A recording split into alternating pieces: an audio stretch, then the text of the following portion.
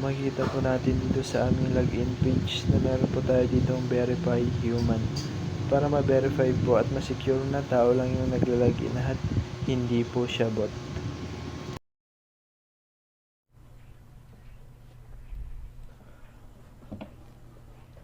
Sa student dashboard naman is pwede ka mag-submit ng request.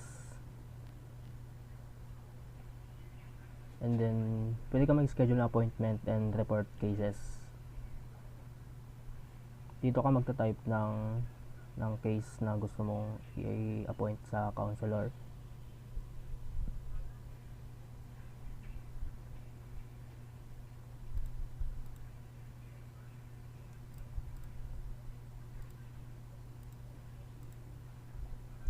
And then submit request. And after submitting, magpapakita dito na request submitted. And then pupunta sa dashboard ulit. Ayun, nagpakita na na pending na yung case and ready for the appointment. Pupunta na yun sa counselor and pwede na ma-approve or ma-reject yung case.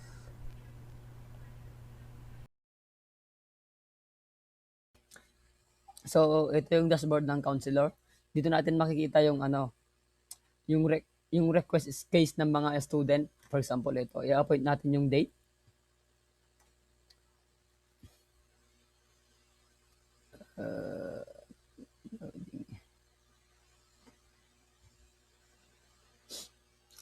For example, May 20,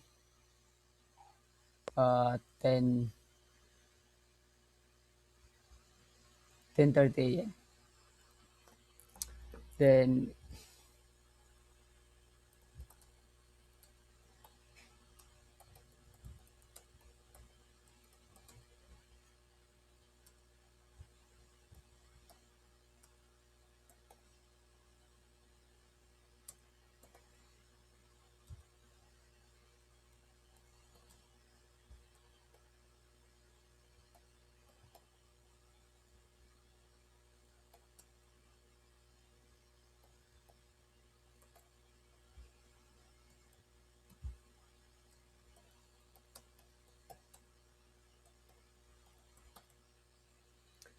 and accept the case. Na-approve na natin yung request. Nakita natin yun sa case record. Case record.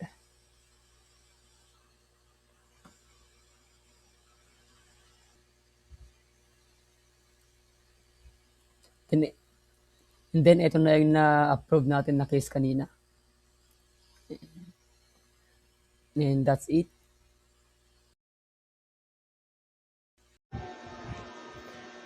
Yun, dito naman tayo sa dashboard, admin dashboard. So makikita natin dito yung counseling request, recent activity, then punta naman tayo dito sa user management. So pwede kang mag-add ng user, then search filter sa mga rule, yan, and all user, and meron tayong 8 user, pwede mo din silang i-edit and i-delete.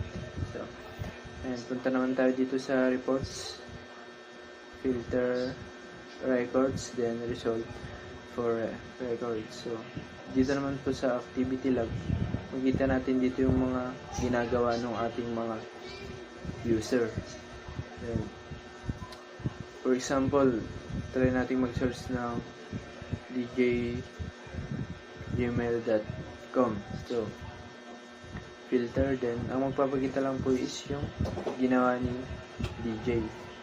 So, and print. Yan, makikita natin dito yung result ng ating print